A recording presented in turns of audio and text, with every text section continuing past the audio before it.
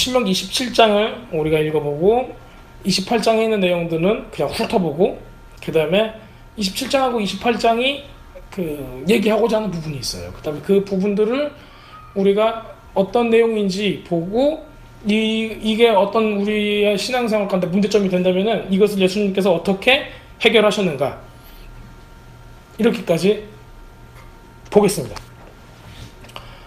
신명기 17장 제가 개정개혁으로 읽겠습니다. 신명기 17장 1절부터 읽을게요.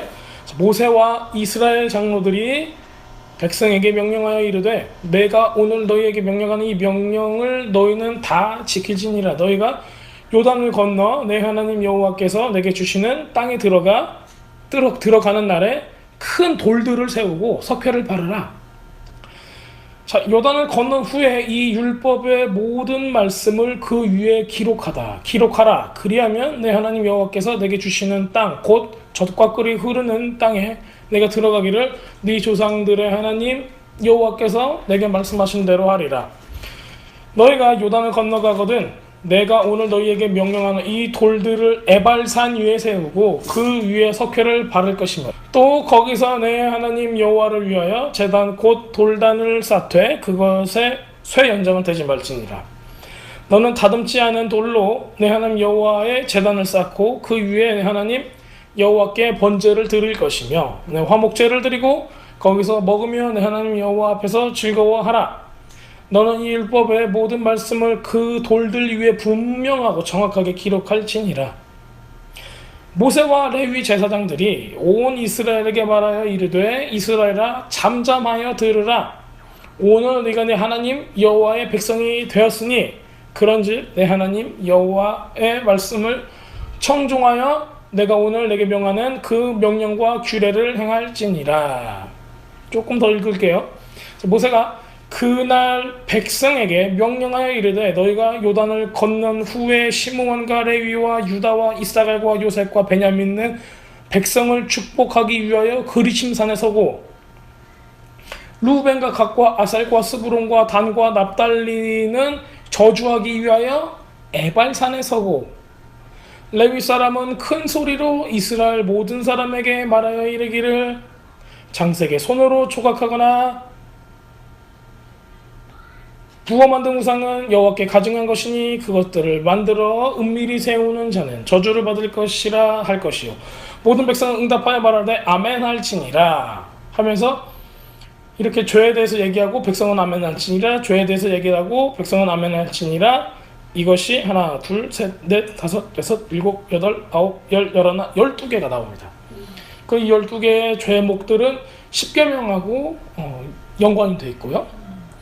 그래서 그 다음에 이제 제가 좀 이제 잠깐 브리핑을 해드릴 수 있는 게 28장이에요. 28장에 보면은 28장은 그 굉장히 많은 믿는 사람들이 아주 좋아하는 장이에요. 그죠? 네. 신명기 28장. 신명기 28장 뭐 앞으로 가도 뒤로 가도 복을 받을 것이며 떡방죽이 복을 받을 것이며 뭐 이거 있잖아요. 예? 떡방죽 그릇이 복을 받고 들어와도 복을 받고 나가도 복을 받고 자녀와 뭐 소산 짐승의 새끼와 양새끼 뭐 다 복받고 이런 거 있죠. 네가 뭐 성민이 되고 여호와의 명령을 지켜서 행하면은 뭐가 잘 되고 그 적들도 너를 보고 두려워할 것이고 소산이 많게 하고 하늘의 아름다운 보고를 여사 네 땅에 때를 따라 비를 내리시고 네 손에 있는 모든 것이 축복받게 하고 네가 많은 민족에게 꾸어줄지라도 너는 꾸지 아니하고 머리가 되고 꼬리가 되지 아니하고 이런 거 있죠. 그래서 이런 말씀을 사람들이 아주 좋아해요. 그렇죠. 근데 신명기 28장 1절에서 13절까지예요. 이게 축복이. 근데 저주는 그 다음부터 60 몇 장이지?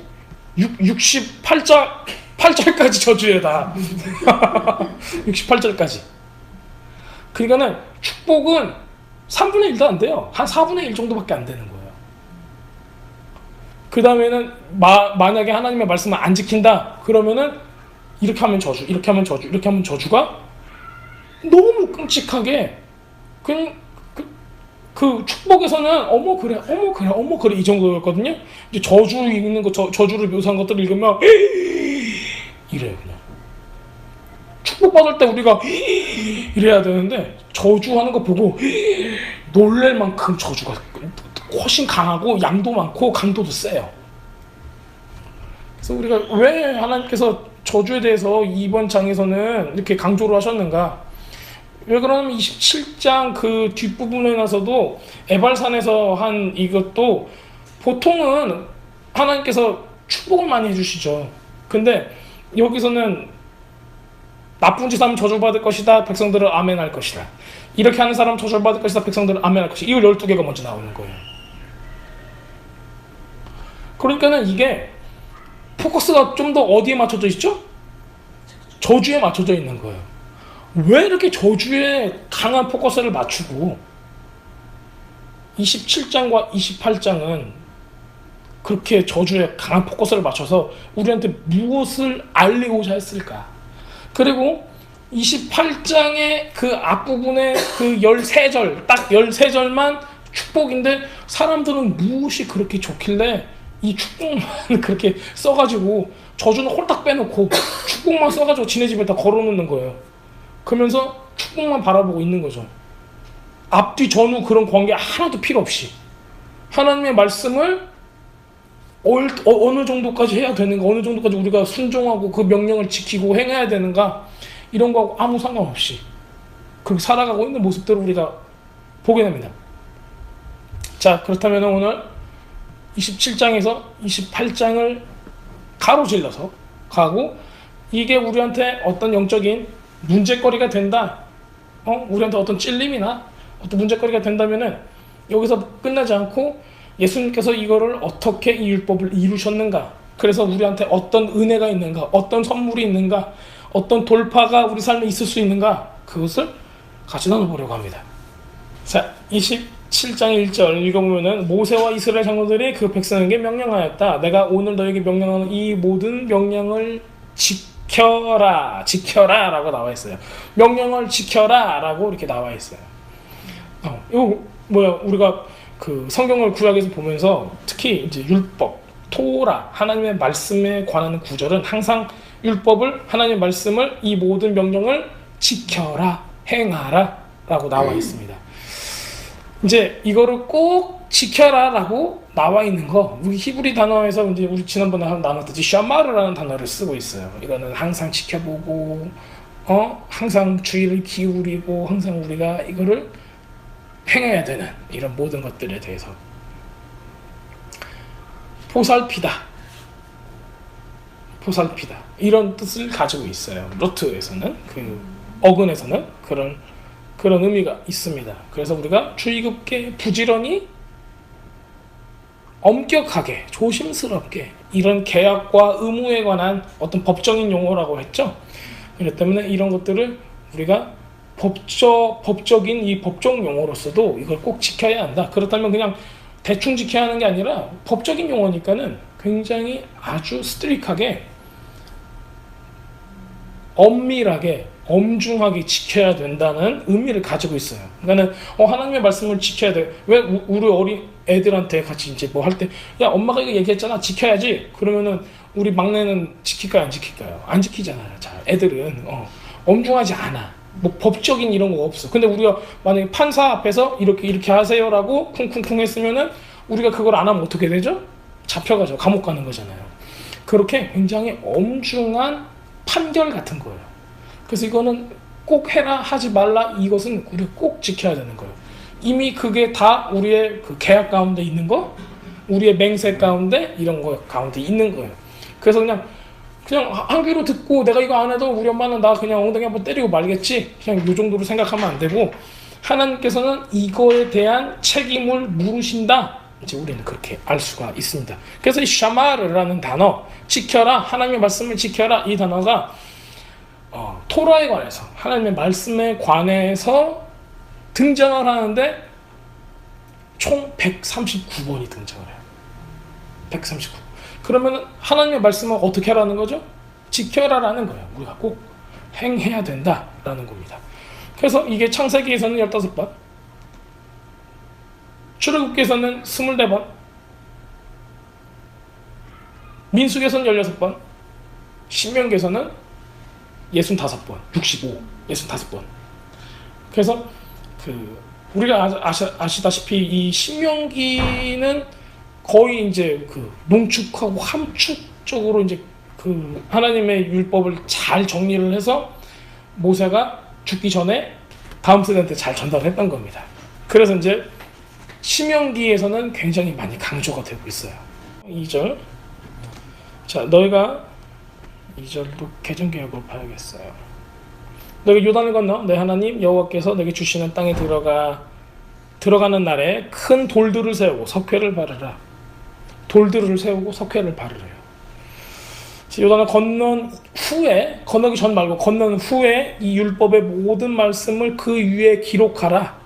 그리하면 내 하나님 여호와께서 내게 주신 땅, 곧 적과 꿀이 흐르는 그 약속하신 그 땅에 네가 들어가기를 네 조상들의 하나님 여호와께서 내게 말씀하신 대로 하리라. 약속을 하고 있어요. 또 그런데 요단을 건너가거든 이 명령하는 이 돌들을 어디에 세워요? 에발산에 세우고 그 위에 석회를 바르라고 하십니다. 그리고 여호와를 위하여 제단 곧 돌단을 쌓되 쇠 연장은 되지 말고 쌓아라. 그 다음에 번제를 드리고 화목제를 드리고 거기서 먹으면 여호와 앞에서 즐거워하고, 그 다음에 이 모든 율법의 말씀을 그 돌들 위에 분명하고 정확하게 기록하라라고 성경은 얘기하고 있습니다. 의미심장하죠? 뭔가 좀 의미가 있을 것 같죠? 자, 이렇게 약속의 땅으로 이스라엘 백성들이 들어갔을 때 해야 될 거에 대해서 지금 얘기를 하고 있습니다. 뭘 해야 되냐면 큰 돌들을 세우고 석회 반죽을 붙인 다음에 그 후에 토라의 말씀들, 하나님의 말씀을 그 위에다가 이제 쓰라고 하신 거예요. 그 다음에 모든 율법을 그 다음에도 이제 계속적으로 모든 율법을 쓰라고 이제 반복해서 명령하신 다음에 제단을 지키기 위해서 그 쇠 연장으로 되지 않은 다듬어지지 않은 돌, 그냥 자연석 그대로로 제단을 만들라는 요구를 우리가 보게 됩니다.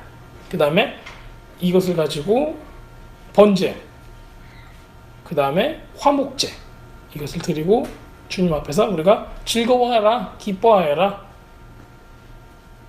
이런 명령을 하시죠. 자, 그렇다면 우리가 정말 성경에서 이스라엘 백성이 이렇게 돌들을 세웠을까요? 어디서 세웠어요? 자, 뭐 하고 세웠죠? 아이성 전투 후에 세워요. 여리고성하고 아이성 전투 후에 세워요. 너무 새로운데? 들어보니 여호수아 8장 30절부터 제가 읽어보겠습니다. 딱 두 번 세워요? 딱 두 번 세워요? 아니에요. 읽어줄 거 그거 설명할 거예요. 여호수아서 8장 30절. 그때 여호수아가 이스라엘 하나님 여호와를 위하여 에발산에 한 제단을 쌓았으니 81절 8장 31절. 자, 이는 여호와의 종 모세가 이스라엘 자손에게 명령한 것과 모세의 율법책에 기록된 대로 새 연장으로 다듬지 아니한 새 돌로 만든 제단이라. 무리가 여호와께 번제물과 화목제물을 그 위에 드렸으며 여호수아가 거기서 모세가 기록한 율법을 이스라엘 자손의 목전에서 그 돌에 기록함에 율법을 기록했어요. 하나님의 말씀을 기록했어요. 돌들 세웠죠. 그렇죠? 자, 온 이스라엘과 그 장로들과 관리들과 재판장들과 본토인뿐만 아니라 누구까지? 이방인까지 여호와의 언약궤를 맨 레위 사람 제사장들 앞에서 궤 좌우에서 서되 절반은 어디에? 그르심산에, 절반은 에발산 위에서 쓰니 이는 전에 여호와의 종 모세가 이스라엘 백성에게 축복하라고 명령한 대로 함이라. 그 후에 여호수아가 율법책에 기록된 모든 것대로 축복과 저주하는 율법의 모든 말씀을 낭독하였으니 모세가 명령한 것은 여호수아가 이스라엘 온 회중과 여자들과 아이와 그들 중에 동행하는 거류민들 앞에서 낭독하지 아니한 말이 하나도 없더라 라고 기록하고 있습니다. 여호수아에서. 명령한 대로 했네요. 그렇죠. 네. 그래서 여리고성하고 아이성의 전투 후에 했다는 거 굉장히 의미심장해요. 가장 큰 전투였죠. 가장 큰 전투고 이스라엘 백성이 요단강 건너편에 입성할 때 했던 아주 큰 전투였어요. 근데 아이성은 이렇게 별책부록처럼 계속 쫓아다녀요. 왜 그러죠? 여리고성에서 그 헬람이라고 해서 전부 다 진멸했어야 되는데 그 아간? 그 숨겼죠. 금이랑 은이랑 숨겼어요. 그래서 그것 때문에 아이성에서 스라림 패배를 잠깐 맛봤다가 그 다음에 이것을 전부 다 태워버리고, 그러니까 죄를 다 태워버리고 죄가 다 없어지고 나서 다시 승리하는 것을 보게 돼요. 그래서 이것은 이어져 있는 전투인 거예요. 그렇죠. 그래서 이 전투가 끝나고 이렇게 돌들을 세워요. 돌 12개, 세우죠. 12개. 네. 그래서 세우게 됩니다. 자, 그렇다면 우리가 이제 돌에 대해서 좀 더 생각을 해볼 거예요. 자, 석회로 한다. 이제 어떤 걸 의미할까요? 돌 위에 석회를 바른다. 그러니까 사람이 있으면 살 붙이는 거예요. 여자들한테는 화장하는 거죠. 자, 그래서 석고잖아요. 석고니까는 이렇게 발라놓으면은 예쁘게, 그 돌이 그냥 큰 돌이었으니까는 예쁘게 이제 이렇게 매끄럼하게 되겠죠. 거기다가 이제 좀 반반해야지 쓸 수 있을 거 아니에요. 그 석회가 이렇게 쫙 되면은 무슨 색이에요? 하얀색이니까 그 위에 뭘 쓸 수 있어요? 글을 쓸 수가 있죠. 네, 그렇게 돼야 됩니다. 돌탑이 아닌가 봐요. 큰 돌 12개. 탑이라기보다는 큰 돌비석 같은 거죠. 무슨 의미일까요? 왜 하필 돌에 석회를 발라서 하라고 했을까요? 반석이니까. 반석이니까. 좋아요. 반석이죠. 자, 하나님의 말씀은 어디에 새기는 거죠? 마음에 새기는 거예요. 마음에. 우리 고린도후서 3장 이렇게 나와 있어요. 3장 2절 3절에 너희는 우리의 편지라 우리 마음에 썼고 무사람이 알고 읽는 바라. 너희는 우리로 말미암아 나타낸 그리스도의 편지니 이는 먹으로 쓴 것이 아니요 오직 살아계신 하나님의 영으로 쓴 것이며 돌판에 쓴 것이 아니요 오직 육의 마음판에 쓴 것이니라 라고 돼 있어요. 그래서 여기서는 우리가 돌에다 썼어요. 돌에다가 석고를 바르고 썼어요. 그럼 돌이라는 거는 그냥 있는 그대로의 모습이에요. 그 위에다가 석고를 바른다는 거는 살을 붙였다는 걸 의미하는 거예요. 그러면 이거는 누구를 나타내냐면은 사람을 나타내는 거예요. 언약 안에 있는 사람. 그래서 여기다가 그 하나님의 말씀을 썼다는 건 뭐냐면은 우리의 마음판에 하나님의 말씀을 새겼다라는 뜻을 가지고 있습니다. 그렇다면은 이거가 그래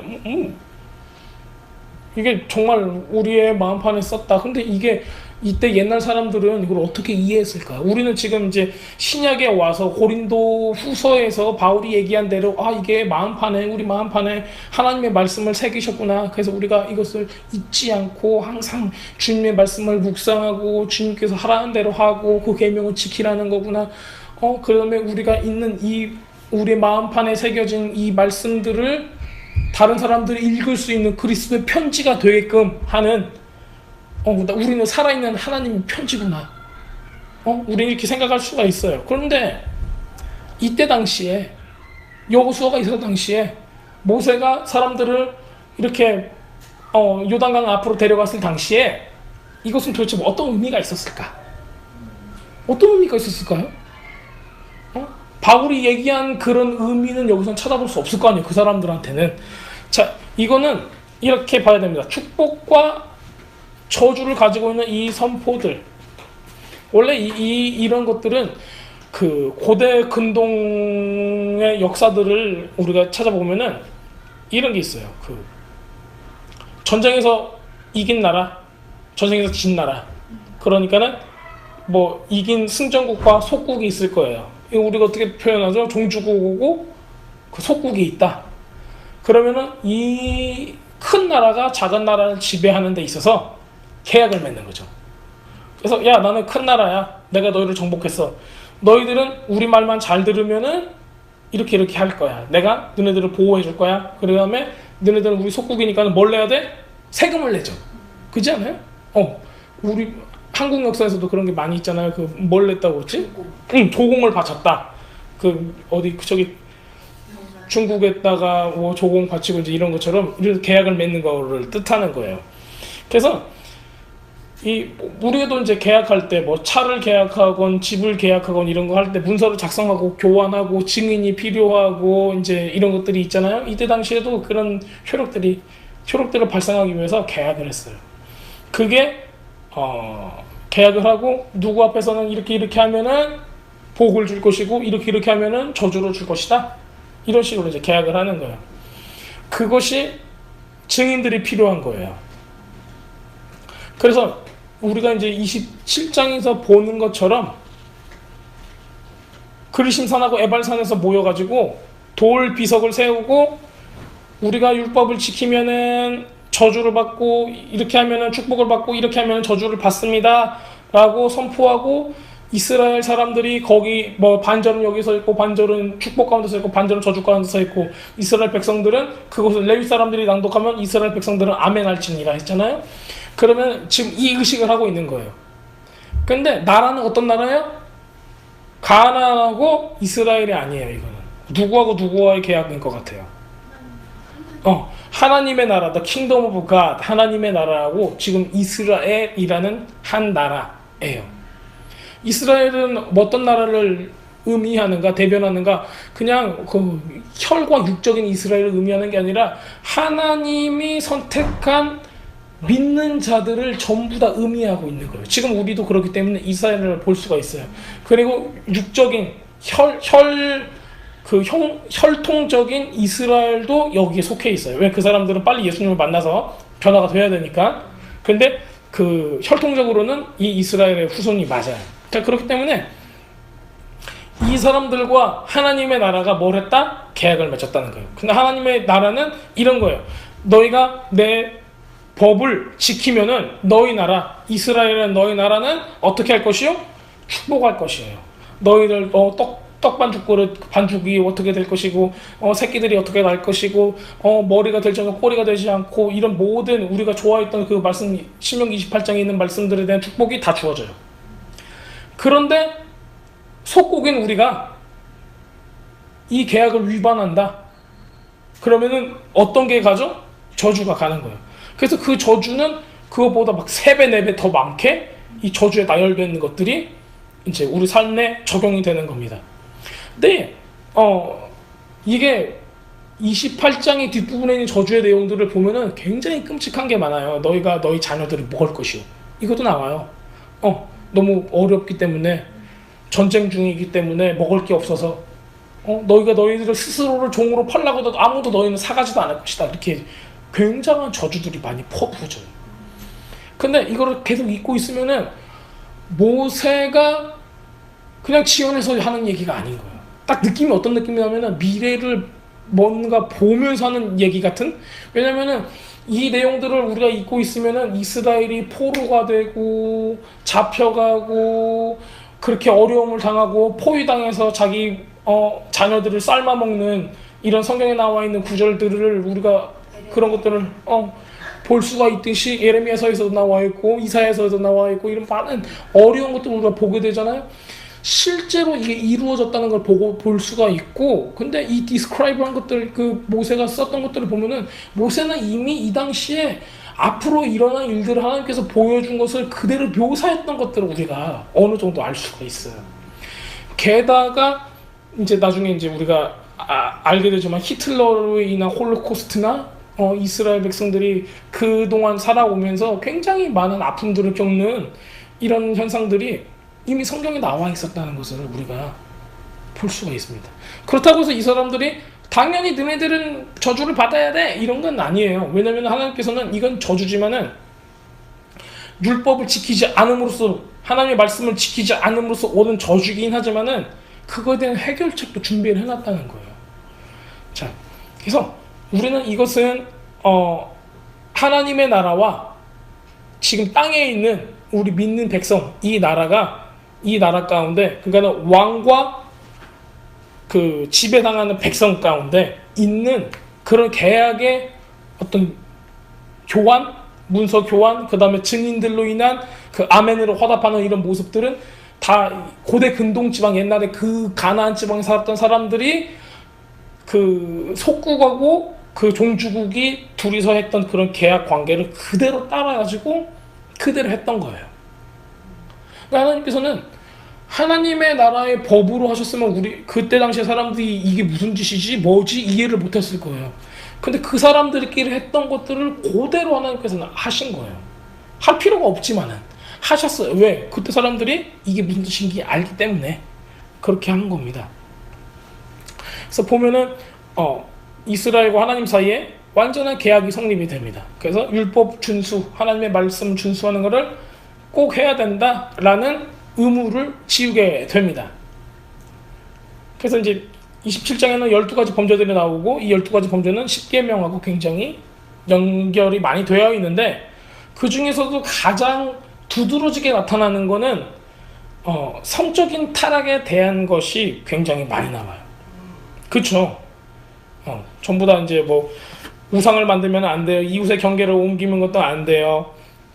보지 못하는 사람을 길을 치우치게 하는 것도 안 돼요. 고아나 과부한테 재판을 치우치게 하는 것도 안 돼요. 그런데 20절부터는 아버지의 아내 동침하는 거 안 돼요. 짐승하고 교접하는 거 안 돼요. 누이하고 동침하는 거 안 돼요. 장모와 동침하는 거 안 돼요. 그래서 4가지나 여기서 나왔어요. 12가지 중에 4가지면은 3분의 1이 성적인 범죄, 음란에 대한 것으로 이제 보여지게 되는 거예요. 이것은 하나님께서 이런 성적인 범죄, 특히 이 음란함, 우상숭배와 굉장히 밀접한 연관이 있는데 이것을 굉장히 싫어하신다는 것을 볼 수가 있습니다. 그리고 이게 이스라엘 백성들과 이방 백성들 사이에 가장 큰 다른 점이에요. 딱 봤을 때 가장 큰 다른 점이 요건 거예요. 우리도 그렇잖아요. 그 미국 사람들하고 한국 사람의 가장 큰 다른 점은 뭐예요?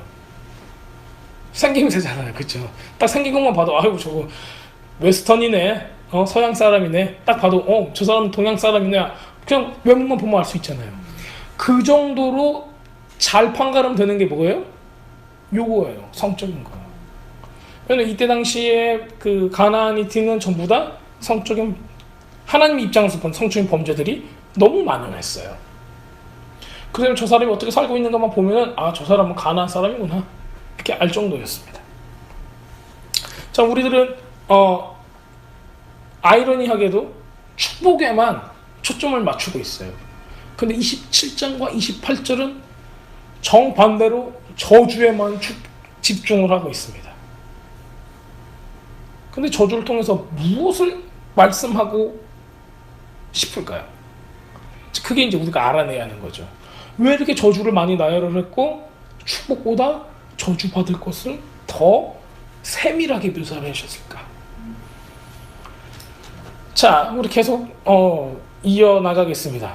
자, 여호수아는 모든 저주가 선포되는 에발산하고 그 다음 축복이 선포되는 그리심산, 여기에서 특별히 이 축복하고 저주를 선포하는데 앞서서 뭘 했죠? 여기서 보면은 이 돌들을 에발산에서 세워야 된다. 4절에 나와 있죠. 그 다음에 뭘 얘기하냐면 거기서 내 하나님 여호와께 제단을 지어야 되는데 그것 위에 첫 열장을 휘두르지 않은 돌제단을 지어야 된다. 6절에 보면은 너는 완전한 돌들로 내 하나님 여호와의 제단을 짓고 내 하나님 여호와께 올림제물을 그 위에 올려야 하고 화목제물로 제사를 드려야 하고 거기서 먹고 내 하나님 여호와 앞에서 기뻐해야 된다 그래요. 어디에서 해요 지금? 근데 그거 어디서 세웠어요? 에발산에다가. 축복이는 그리심산이 아니에요. 에발산에다 했어요. 에발산에다가 신기하죠? 에발산에다 했어요. 일부러 목적을 가지고. 자, 저주는 어디에 있어요? 지금 그러니까 누구한테 있어요? 그렇지, 죄 짓는 사람한테 있는 거예요. 축복이 있는 곳에다가 제단을 지었어요, 안 지었어요? 안 지었어요. 에발산에다 지었어요. 저주가 있는 곳. 하나님의 말씀을 지키지 않음으로 범죄하여 저주 가운데 들어갈 만한 백성들 앞에다가 그 저주를 선포하는 곳에다가 하나님께서 뭘 하라고 말씀하셨어요? 연장을 대지 않은 그냥 그 자연석 그대로의 돌들로 제단을 지어라. 자, 사람이 연장을 댔어요. 그럼 뭐가 돼요? 그게? 우상 숭배의 제단이 되는 거예요. 근데 하나님만 유독히 이렇게 하세요. 손을 대지 않은, 깎지도 않고 철 연장으로 조각하지도 않은 제단을 쓰는 거예요. 예수님인 거예요. 예수님. 우리가 예수님을 무엇으로 표현하든 간에 예수님한테 우리가 하나님의 말씀, 예수님을 재단하고 조금씩 쪼아대고 사람 보기에 예쁘게 만든다면은 그건 더 이상 하나님의 말씀이 아니에요. 그건 더 이상 예수님이 아니에요. 아닌 거예요. 우리가 우리의 입맛대로 바꿔버리는 거예요. 그게 바로 말씀을 변개하는 거예요. 그게 바로 1.2획이라도 바꾸면은 그 사람은 천국에서 가장 작은 자라고 있잖아요. 그렇게 그런 하나님의 말씀을 변개하는 자가 되는 거예요. 자, 우리가 이렇게 하나님의 제단을 그냥 자연석 그대로 갖다 놓고 그 위에서 예배를 드리는 거예요. 제사를 드리는 거예요. 그런데 첫 번째 어떤 제사를 드리죠? 어떤 제사를 드리죠? 번제는 무엇을 위한 거예요? 죄를 위한 거예요. 그 다음에 뭐 드려요? 화목제를 그 다음에 바로 와요. 이건 공식이에요. 공식. 화목제를 먼저 드릴 수가 없어요. 왜요? 죄가 있으니까는 하나님하고 우리 사이에 릴레이션십이 없는 거예요. 죄가 있으면 막혀 있거든요. 이 죄를 끊어내고 없애버리고 노탄을 걷어내고 그 다음에 우리가 화목합시다라고 얘기해야 돼요. 나한테 죄가 있는데 하나님 저하고 잘 좀 지내보시죠? 하면 돼요, 안 돼요? 아니, 저 바람난 마누라가 하나님 입장에서 볼 때 바람난 마누라가 회개를 하고 와서 나하고 다시 화해를 하자라고 해야지 화해가 되는 거지. 자기는 계속 나쁜 짓을 하고 바람난 마누라가 저기 가갖고 호세서에 나와 있는 것처럼 저쪽에 가서 있으면서 자기 남편한테 일로 와 나랑 같이 놀자 이러는 거예요 지금. 그럼 돼야 안 돼요? 안 되는 거예요. 지금 여기서도 마찬가지인 거죠. 번제를 먼저 드려서 죄를 다 없애고 나서 그 다음에 화목제를 드리는 거예요. 예수님께서는 이 두 가지를 같이 하세요. 대신 죽으심으로 죄를 없애고 대신 죽으심으로 자기가 또 화목제가 되세요. 그래서 하나님과 우리와의 관계를 다시 이어주시는 거예요.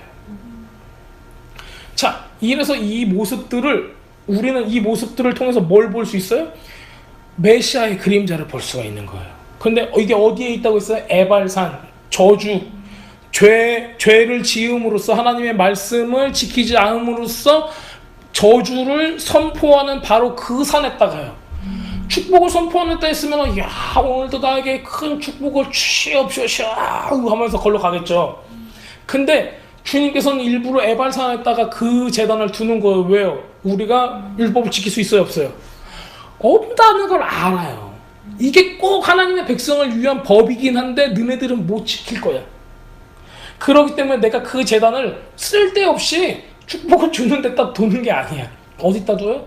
너네들은 100% 못 지켜. 그러니까는 이 제단은 내가 저주를 선포하는 에발산에다 두겠다라는 거죠. 그러면은 하나님의 디자인은 뭐예요? 너희들은 이거 다 못 지키니까는 일로 와서 뭐 해야 돼?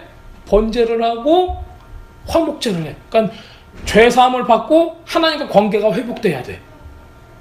그렇기 때문에 하나님께서는 지금 문제가 되는 너희가 육신을 가지고 율법을 못 지키기 때문에 이거에 대한 해결책을 이미 제시를 해놓고 계시는 거예요.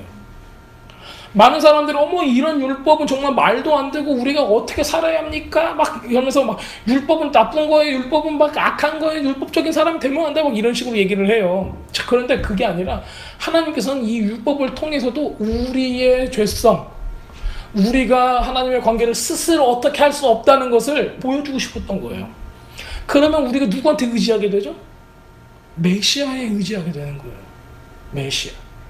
그리스도. 헬라 말로는 그리스도죠. 히브리 말로는 메시아. The coming king. 예슈아. 예수님께 우리가 의지할 수 있게 되는 겁니다. 전적으로 예수님께 의지해야 되는 거예요. 우리가 스스로 축복을 받겠다고 우리는 그리심산에 서보겠다고 가가지고 멋지게 거기서 축복이라고 산에서 메아리 치듯이 메아리 치고 싶지만은 그건 되지 않는 거예요. 이미 포기해라. 그리고 주님 앞에서 예배드리고 거기서 기뻐할 준비를 해놔야죠. 갈라디아서 3장 13절 우리가 지난주에 읽었었죠. 그리스도께서 우리를 위하여 저주를 받은 바 되사 율법의 저주에서 우리를 속량하셨으니 기록된 바 나무에 달린 자마다 저주 아래 있는 자라 하였음이라. 이미 주님께서 아셨어요. 율법을 범하는 자마다 저주를 받은 자, 우리는 바로 그 위치에 올라가야, 나무 위에 올라가야 될 사람이라는 거 아셨기 때문에 우리한테 에발산에 있는 계시를, 그 율법을, 그 말씀을 주시는 겁니다. 자, 이렇게 율법으로 인한 저주는 누구로부터 인해서 없어지죠? 메시아, 즉 우리 예수와 예수님으로 인해서 없어지게 됩니다. 이것도 에발산에 하나님께서 제단을 세우신 거하고 굉장히 연관이 있는 거예요. 예수님의 죽음으로 인해서 우리는 다시 살아갈 수가 있습니다. 그리고 예수님의 부활하심으로 우리는 새로운 생명을 얻을 수가 있는 겁니다. 그래서 예수님의 죽으심은 번제요. 예수님의 부활은 화목제 같은 거예요. 다시 그 관계를 회복시켜주는. 자, 6절을 보겠습니다. 6절. 너는 완전한 돌들로 내 하나님 여호와의 제단을 짓고 내 하나님 여호와께서 올림제물을 그 위에 올려야 하고, 7절 보면 화목제물로 제사를 드리고 거기서 먹고 내 하나님 여호와 앞에서 기뻐해야 된다. 완전한 돌이라고 나왔어요. 완전한 돌. 샬렘이라는 단어. 완전하다. 완전하다. 자르지 않는다. 이제 이거 여기가 이제 샬롬하고 똑같은 어근을 써요. 그래서 완전하다.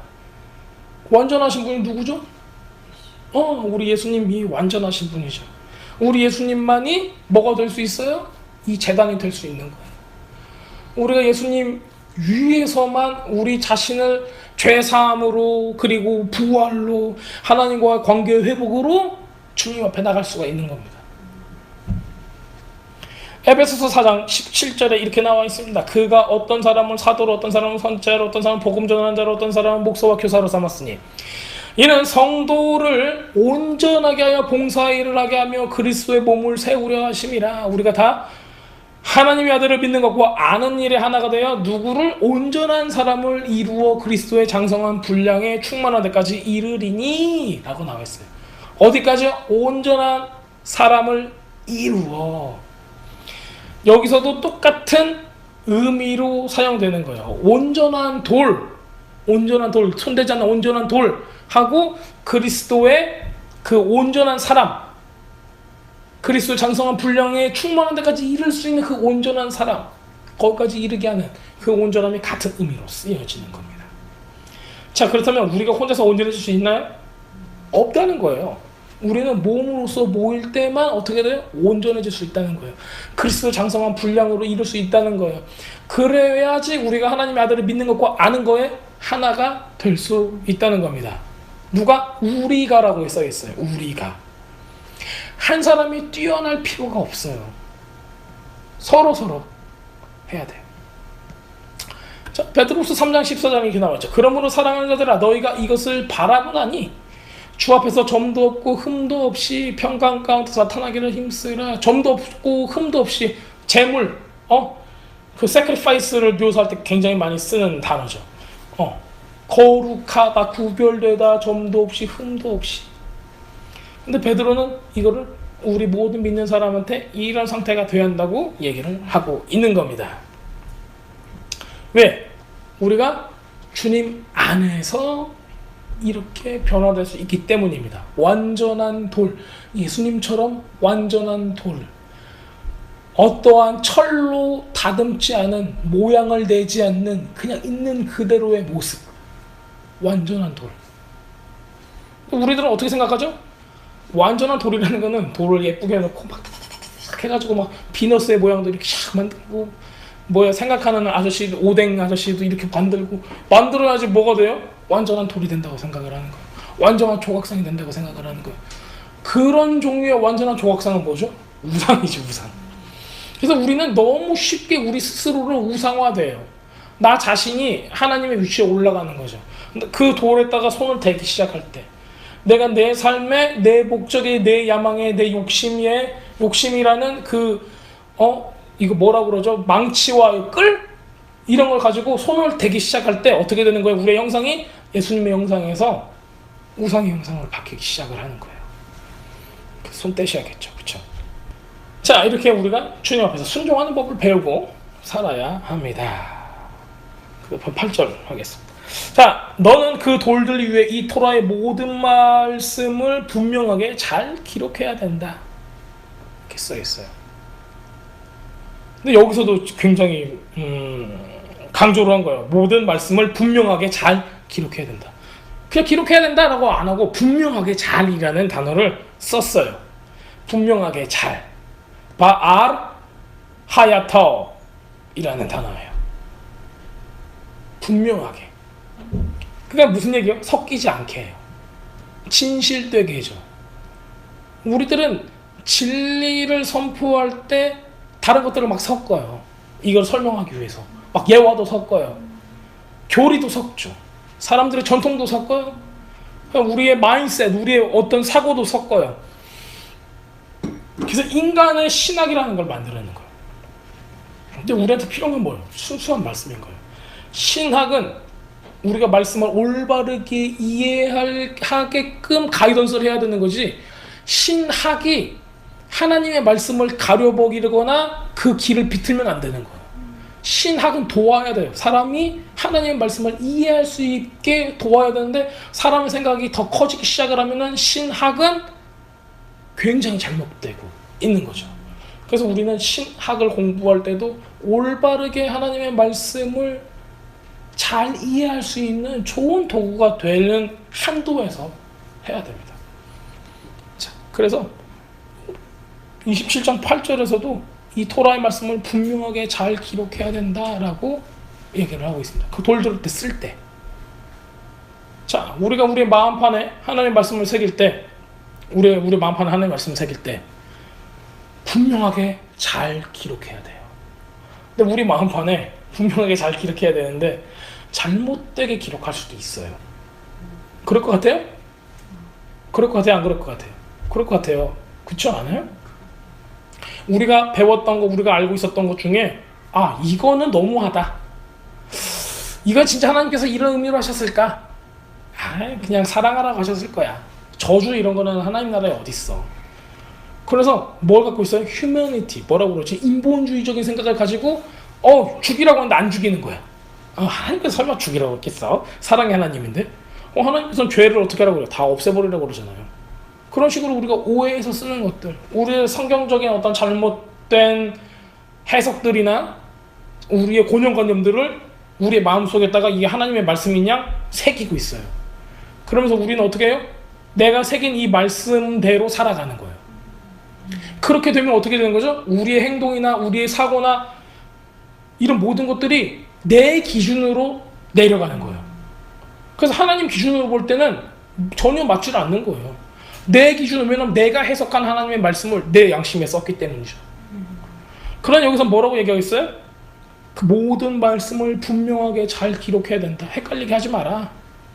네 맘대로 해석해가지고 네 양심에다가 쓰지 마라. 이런 거 있잖아요. 우리가 하나님의 말씀은 그냥 굉장한 스탠다드를 가지고 있는 거예요. 그 기준을. 근데 이 정도는 괜찮아요. 믿는 사람도 술 먹을 수 있어요. 술 먹지 마세요. 그 가운데 이 사람들이 다 뭐가 있어요? 기준이라는 게 있단 말이에요. 고대 근동사나 예수님 시대에는 술 먹는 게 죄였을까요? 아니었을까요? 아니에요. 모든 사람이 다 술을 먹었어요. 근데 지금 우리한테는 어떤 의미로 다가오죠? 그런 의미로 다가오지는 않잖아요. 그렇다면은 그때 사회상하고 이때 사회상이 다른 게 있고, 우리가 어느 부분 신앙을 타협하는 게 있을 수도 있는 거고, 아니면은 그냥 술을 약으로도 먹을 수 있는 사람도 있고,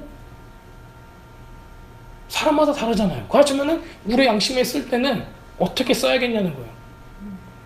하나님의 기준에 타협하지 않은 하나님의 말씀을 우리 양심 가운데 써야 돼요.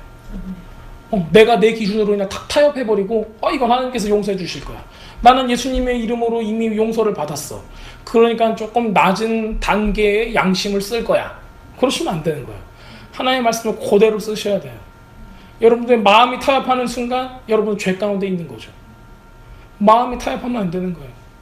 자기한테는 처참할 만큼, 냉정할 만큼 하나님의 스탠다드를 올려놓으세요. 죄는 근처에도 가지 말고 생각도 하지 마시고, 그 형상도 그리지 마세요. 하지만 하나님의 자비와 하나님의 사랑과 하나님의 긍휼은 두 팔 벌려서 환영하세요. 그렇게 우리가 사는 길이죠. 자, 주님께서는 이렇게 말씀하시죠. 요한복음 16장 25절에 이것을 비유로 너에게 일렀거니와 때가 이르면 다시는 비유로 너에게 이르지 않고 아버지에 대한 것을 밝히 이르리라. 예수님께서 비유로 얘기하신 이유가 뭐죠? 누구들 중에 누군가가 들을 귀가 있고 눈을 떠서 보고 여기서 어떻게 된다? 깨달아서 알고 회복되면 안 되니까. 이런 말씀하세요. 그런데 반대로 또 이런 말씀도 하세요. 귀 있는 자는 들을지어다. 반대로. 그래서 믿는 사람들, 하나님께 선택받은 사람들은 듣고 깨닫고 변화되라. 그런데 반대로 죄 가운데 있는 사람들, 하나님의 백성이 아닌 사람들은 어떻게 되라는 거예요? 귀 막으라는 소리예요. 하나님의 목적은 뭐죠? 하나님이 세상을 이처럼 사랑하사 독생자를 주셨으니 이는 저를 믿는 자마다 멸망하지 않고 영생을 얻게 하라 하신다. 그럼 하나님의 계획은 뭐죠? 온 세상을 향한 구원의 계획인 거예요. 근데 이거에 반대하는 마음이 있는 사람, 그 사람들은 뭐예요? 스스로가 스스로를 어디로 갖고 가는 거죠? 지옥으로 데리고 가는 거예요. 그런 사람들한테는 주님께서 말씀하셔. 뭐로 말씀하세요?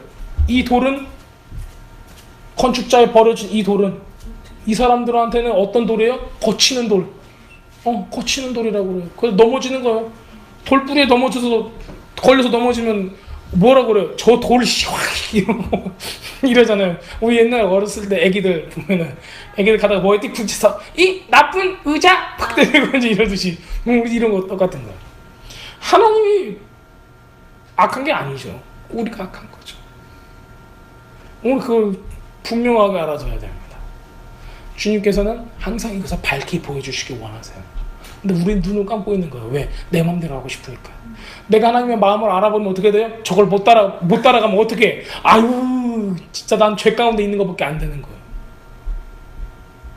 우리가 하나님의 마음을 보여달라고 하는 거 굉장히 어려운 기도예요. 하나님의 마음을 우리가 알고 알아차리고 그것대로 살아가지 못할 때는 얼마나 큰 부담감이 있을까요? 그런데 하나님을 사랑하는 사람은 그런 거를 재질 않아요. 하나님의 마음을 보여주세요. 내가 따라가겠습니다 하는 거예요. 하나님의 마음을 봤는데 못 따라가는 사람은 뭐예요? 그런 기도도 하지 않아요. 솔직히 얘기하면. 그런 기도하는 사람은 어떤 사람이에요? 진짜 따라가고 싶은 사람인 거예요. 하나님의 마음을 안 구하는 사람, 구할 수도 없는 사람, 뭘 구하죠? 내 직장을 구해요. 내 차를 구해요. 내 집을 구해요. 내 안위를 구해요. 내 축복을 구하는 거죠. 근데 주님께서는 뭐라고 말씀하셨어요? 제단을 어디다 쌓으라고? 에발산 위에 쌓으라고 하시는 거예요. 어차피 너희들은 죄인이야. 나는 거기에다가 뭘 두겠다? 해결할 수 있는 해결책을 두겠다는 거예요. 나는 거기에다가 다듬지 않은 돌을 두겠다는 거예요. 거기 안에서 너희가 태워지고, 거기 안에서 너희가 화목제물을 하고, 거기 안에서 너희가 회복돼야 한다. 주님께서는 우리한테 이런 것들을 밝히 보여주시는 거예요. 자, 12장에서 12절, 27장 12절부터 26절까지 이렇게 쭉 보면은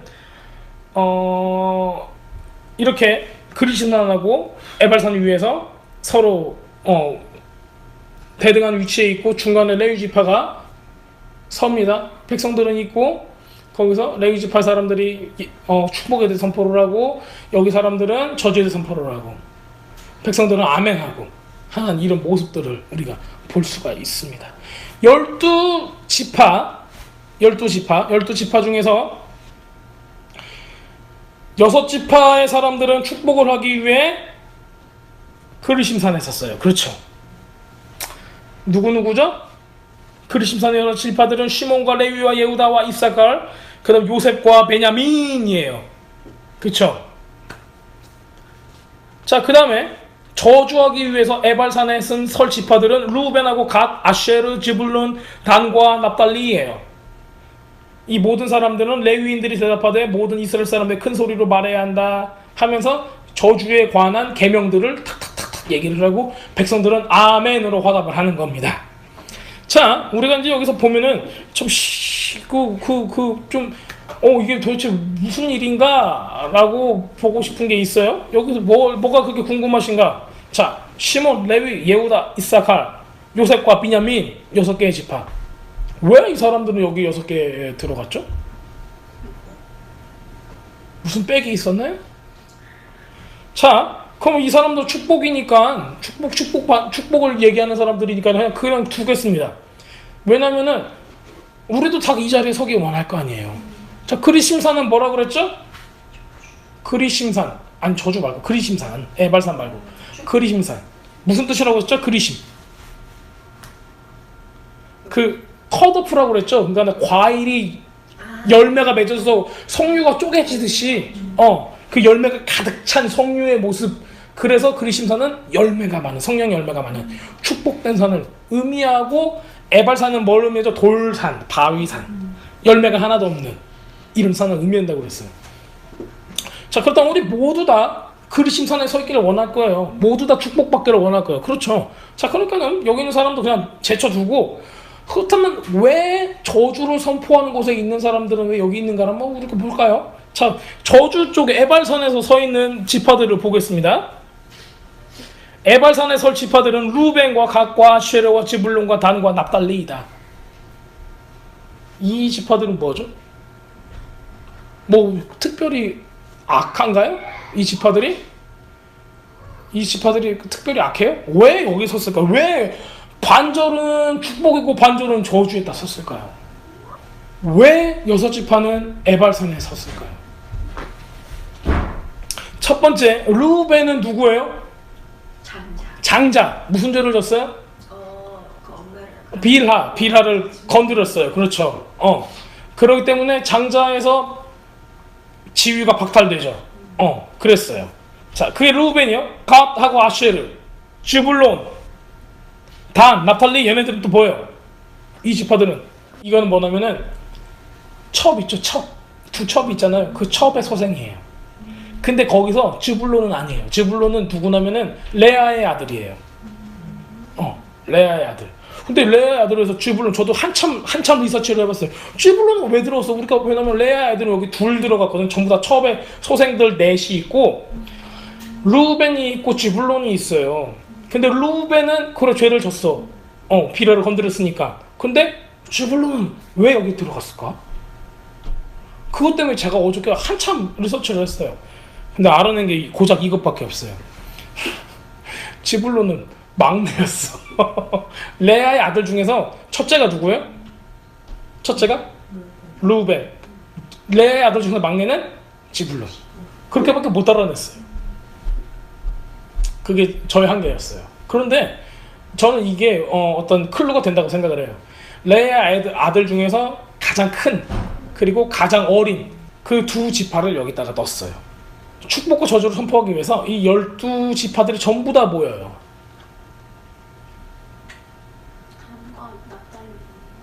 응? 단과 납달리? 첩. 이게 저거야. 첩. 가다고 아쉐르도 첩. 다 처음. 응, 첩이 둘이 있었어. 그 첩들은 둘씩 났어. 자, 그렇게 됩니다. 근데 이 사람들은 첩의 자식으로 태어나고 싶어서 태어난 게 아니잖아요. 어쩌다 보니까 태어난 건데 그 이유만으로 저주를 받는 거예요. 아니, 저주를 받는 건 아니야. 저주를 받은 게 아니라 저주의 위치에 선 거야. 에발산에 선 거야. 여기는 저주를 받는다는 의미가 아니라 저주를 선포한다는 의미지. 왜냐면은 율법에는 하나님의 법, 하나님의 말씀에는 두 가지 양상이 있어. 그게 뭐냐면은 지켰을 때는 뭐? 축복. 안 지켰을 때는 뭐? 근데 이게 다 하나님의 말씀이 아니야. 말씀이야. 다 선해. 나한테 저주가 된다고 해서 말씀이 선하지 않다는 건 아니야. 만약에 내가 말씀을 어겨서 나한테 저주가 임했어. 그러면 내가 신태를 한탄하는 게 아니라 어떻게 해야 된다는 거야. 빨리 번제를 드려. 예수님을 찾아가지고 번제를 드리고 화목제를 드려서 하나님과 관계를 회복해라는 거야. 근데 우리는 뭐해? 저주가 오면은 누가 나한테 저주한 거야 라고 얘기하지.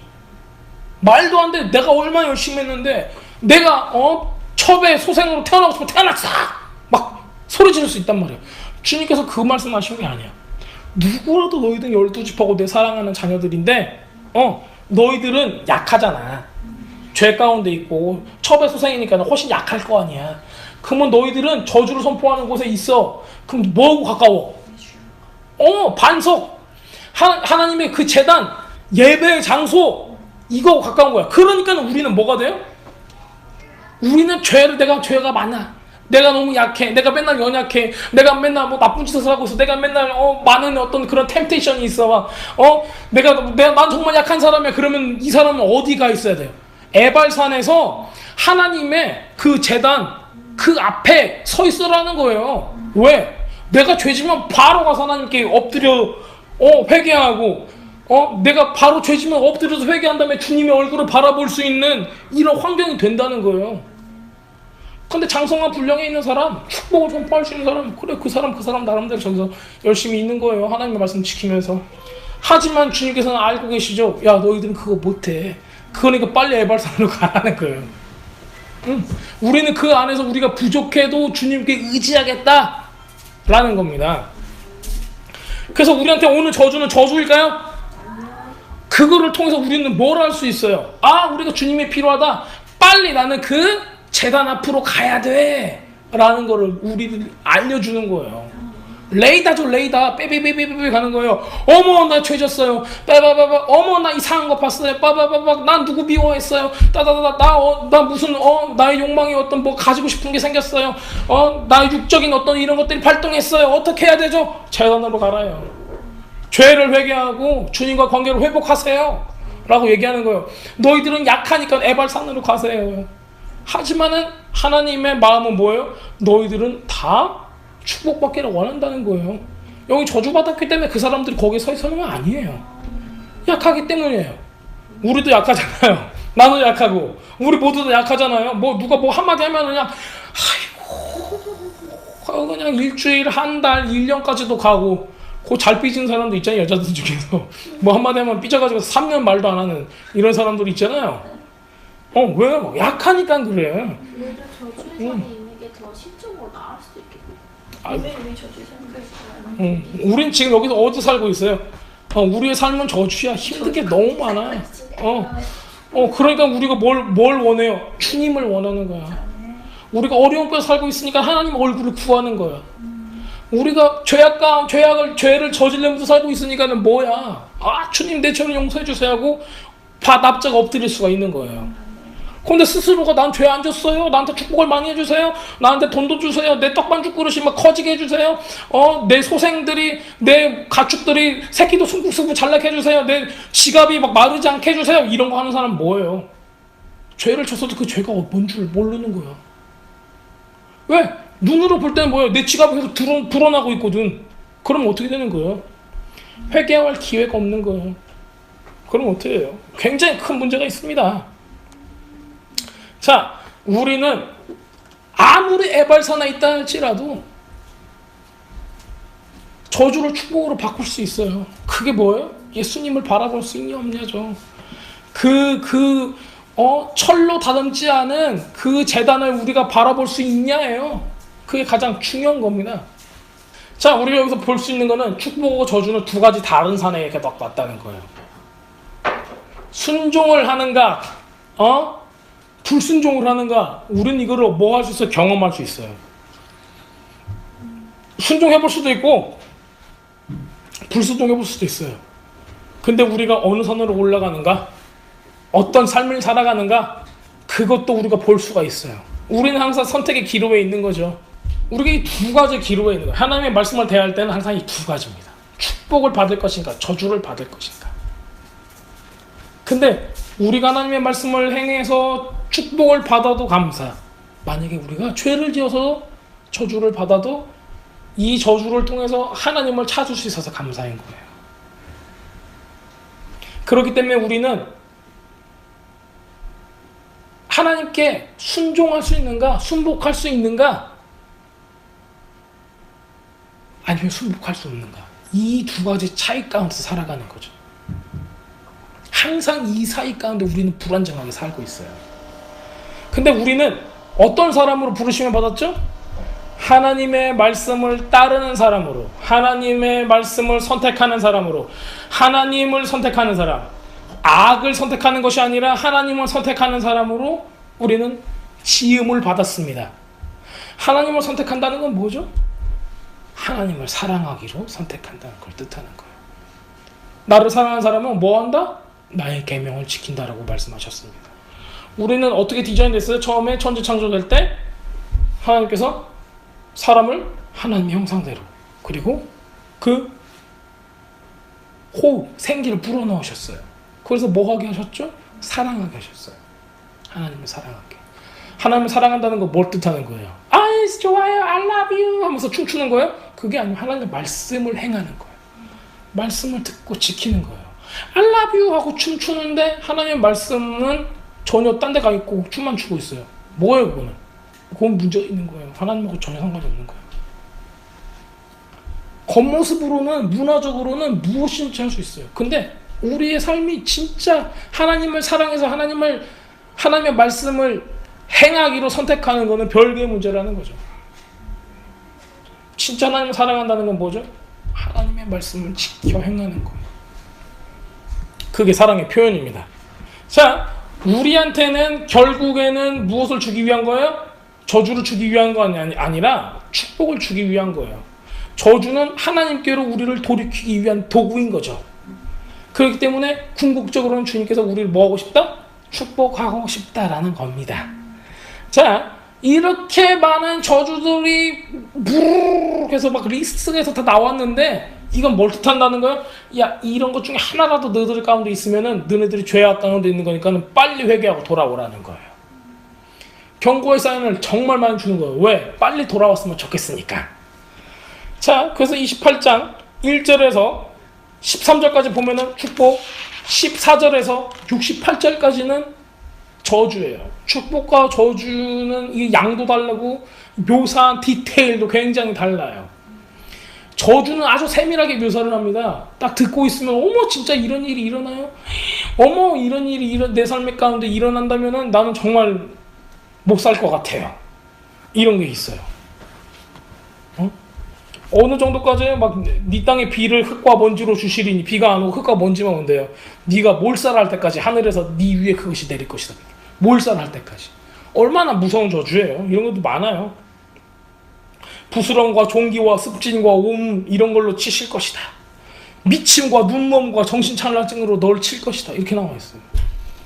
무서운 게 굉장히 많아요.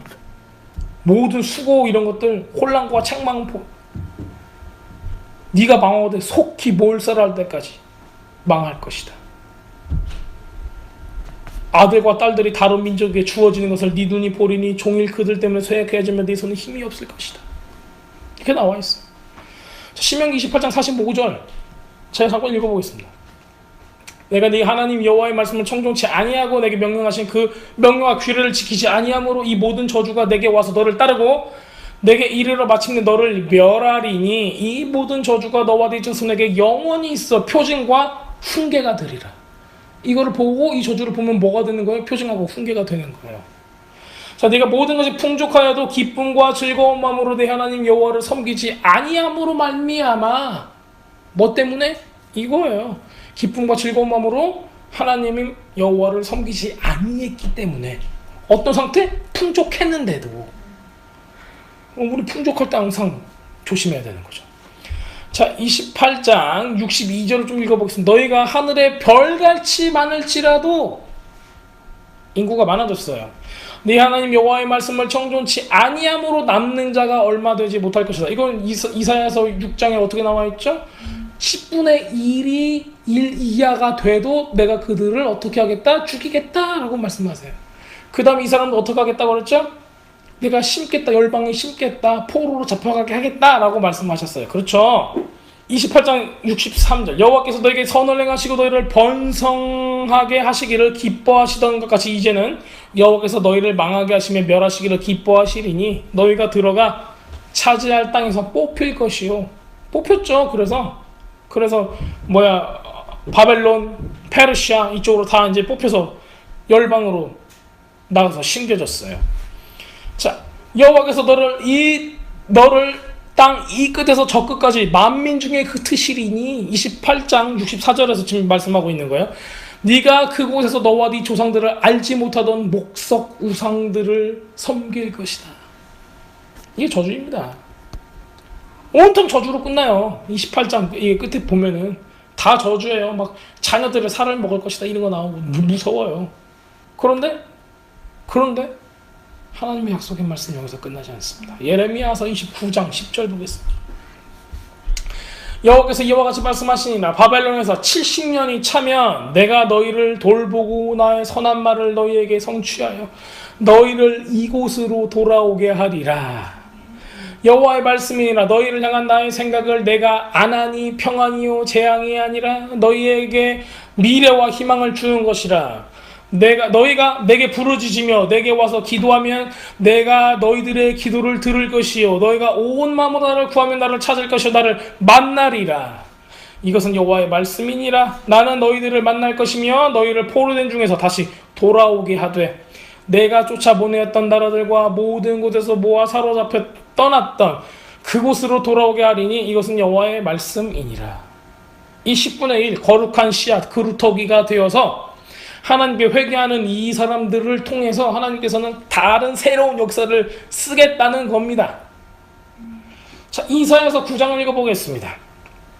전에 고통받던 자들에게 흑암이 없으리로다. 저주 때문에 옛적에 여호와께서 스불론 땅과 납달리 땅이 멸시당하게 하셨더니 언제요? 지금 어디에 서 있어요? 에발 땅에 서 있죠? 에발 땅에 서 있는 사람 두 지파예요. 스불론 땅하고 납달리. 스불론하고 납달리. 얘네들은 저주 가운데 저주를 외치는 곳에 섰기 때문에 이 땅이 멸시를 받았어요. 후에는 해변길과 요단 저쪽 이방의 갈릴리를 영화롭게 하셨느니라. 이렇게 나와 있어요. 흑암에서 행하던 백성이 큰 빛을 보고 사망의 그늘진 땅에 거주하던 자에게 빛이 비치도다. 저주 가운데 있는 사람한테 빛이 비추도다. 어디서요? 스불론 땅과 납달리 땅에서 에발산에서 저주를 선포하는 저주의 증인으로 서있던 이 두 지파, 그러니까 대표한 거죠. 이 6지파를 대표하는 거, 이 두 사람이. 자, 이게 어디서 나와요? 마태복음 4장 12절에 나와요. 예수께서 요한이 잡혔음을 들으시고 어디로 물러가요? 갈릴리로 물러가셨다가 위에서 방금 나왔죠. 이사야서 9장에서 저쪽 이방의 갈릴리라고 나왔어요. 주님께서 갈릴리로 가신 이유는 뭐예요? 이사야서의 말씀을 성취하기 위해서 가신 거예요. 나사렛을 떠나 스불론과 납달리 지경 해변에 있는 가버나움에 가서 사시니 왜? 이 말씀을 성취하거든. 자, 보세요. 이는 선지자 이사야를 통하여 하신 말씀을 이루려 하심이라. 일러스되 스불론 땅과 납달리 땅과 요단강 저편 해변길과 이방의 갈릴리여 흑암에 앉은 백성이 큰 빛을 보았고 사방의 땅과 그늘에 앉은 자들에게 빛이 비치도다 하였느니라. 이때부터 예수님께서 뭐라 하셨어요? 비로소 전파하여 이르시되 회개하라 천국이 가까웠느니라 하시더라. 무슨 얘기예요? 너희가 아무리 저주 가운데 있다 할지라도 하나님의 영광의 빛, 일어나 빛을 발하라 했던 그 영광의 빛, 이사야서 60장의 말씀은 야 너희들 이제 빛을 비춰. 너희들 여태까지 지금 바보같이 살았잖아. 좀 빛을 비춰봐 이 뜻이 아니에요. 누구한테 빛을 비추라고 하는 거예요? 빛을 비추는 분한테, 메시아한테 일어나 빛을 발하세요. 주님 일어나세요. 우리가 저주 가운데 있어요. 저 살려주세요. 죄악과 저주 가운데 있어요. 우린 주님 앞에 예배드리고 우리의 죄를 자복하고 회개하고 주님 안에서 하나님과 관계가 회복되길 원합니다. 지금 그 얘기예요. 주님께서 뭐하고 계신 거예요? 거기서 그 저주받은 그 지경 있죠? 납달리 땅과 지브론 스불론 땅, 지브론 땅, 그 땅 가운데 뭘 비추겠다는 거예요? 빛을 비추겠다라고 하시는 거예요. 왜? 예수님께서 빛 자체니까. 예수님께서 그곳에 나타나신 게 뭐예요? 이게 그 에발산에서 저주를 선포하던 그 족속들, 그 지파들한테 빛을 비추겠다는 거예요. 그게 누구죠? 우리라는 거예요. 우리가 죄 가운데 있잖아요. 우리가 욕심 가운데 있고 우리가 내 살궁리만 하잖아요. 우리가 매일매일 선포하는 게 축복이 아니라 저주라는 거예요. 우리 마음에 악독이 가득하고 우리의 눈이 흘기는 눈이고 우리의 생각에 우둔하고 우리의 생각에 하나님의 법과 멀어져 있다면은 우리는 어디 가운데 있는 거예요? 저주 가운데 있는 거예요. 맨날 낙심하고 고민하고 힘들어하고 주님 앞에서 뭐 가운데 있는 거예요? 저주 가운데 있는 거예요. 내 떡반죽 그릇이 자빠졌어요. 어디 가운데? 저주 가운데 있는 거예요. 그러면 우리가 어디로 가야 돼요? 뭘 바라야 돼요? 빛을 발해야 된다는 거예요. 주님, 우리 같은 사람한테 빛을 비추소서 해야 되는 거예요. 어떤 사람은 어떻게 생각해? 아, 나는 축복 가운데 있어요. 내 차가 무슨 차고, 내 집이 무슨 집이고, 내 직장이 무슨 직장이고, 내 자식이 어떻게 되고 있고, 어떻게 되고 있고, 자랑거리가 많아요. 그래서 주님, 나는 이건 거 간증을 하겠습니다 해요. 간증이야, 이거 간질이지.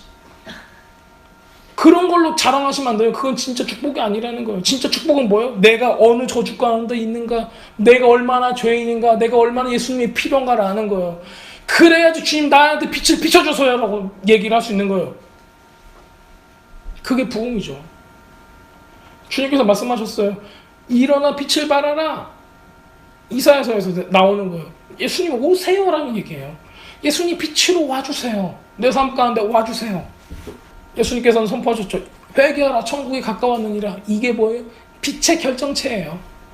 이제는 내가 지체치 않고 너희들이 회개만 한다면은 그 사람이 철기구로 쓰지 않은, 다듬어지지 않은 돌로 만들어진 예수님 그 위에서, 그 재단에서 회개만 한다면은 뭐 하겠다는 거예요? 천국에 가까웠느니라. 내가 그 빛을 비춰줄게 라고 설명하신 거예요. 그럼 우리는 어디 가운데 있는 거죠? 지금 저주 가운데 있다 할지라도 주님을 의지할 수 있는 거예요. 내 삶이 엎어진 것 같고 너무 힘든 것 같아 할지라도 우리는 어디 가운데 있는 거예요? 주님을 바라볼 수 있는 거예요. 하나님의 빛을 우리는 구할 수 있는 거예요. 이 모든 시간이 끝나면 우리는 어떻게 되는 거죠? 주님께서 우리를 뭐 하겠다? 회복하겠다. 나를 구하고 또 찾으면 내가 만나리라. 전제는 뭐야? 회개예요. 그렇기 때문에 우리의 삶이 지금 어디에 처해 있는가를 보셔야 되는 거예요. 내 삶 가운데 저주가 있다. 뭐 인간적으로 봤을 때도 그렇다면 우리는 뭐가 필요해요? 예수님이 필요하다는 거예요. 예수님께 달려가셔야 되는 거예요. 예수님께 달려가는 것은 뭘 뜻하는 거죠? 예배예요. 이 돌제단은 뭘 뜻하는 거예요? 진짜 사람이 만들어내고 음악으로, 기교로, 사람의 어떤 예쁜 무엇으로 포장하는 그거 말고 진짜 우리의 마음이 하나님 앞에서 그냥 그대로 그냥 그 돌 원석처럼 아무 꾸밈 없이 그냥 주님 앞에 콱 가는 거예요. 화장하지 마세요. 우리 태경이가 오늘 화장을 안 했는데 얼마나 이쁜가 몰라. 화장을 안 하니까. 우리는 교회 나올 때도 엄청 꾸미고 나오잖아. 우리의 마음가짐을. 내 말은 얼굴 말고 마음가짐을 주님 앞에서 내 죄를 다 가리고 나온단 말이에요. 그러면 안 된다고. 우리 죄를 다 펼쳐놓고 나와서 고쳐주세요 한단 말이에요. 나한테 빛을 비춰주세요 한단 말이에요. 근데 안 그래. 다 가려놓고 내 칩으로 싹 가려놓고 저 진짜 이쁘죠? 하는 거. 고쳐야 되는데 고치면 안 받으려고 그래. 주사 맞았는데 주사 안 맞으려고 그러고 토막만 가려고 그런 거. 약한 것을 드러내세요. 죄악들을 드러내세요. 그리고 주님 앞에 예배 드리세요. 회개 가운데, 예배 가운데 회개가 일어나요. 예배 가운데 화목제로 주님과의 관계가 회복될 것입니다. 기도하겠습니다.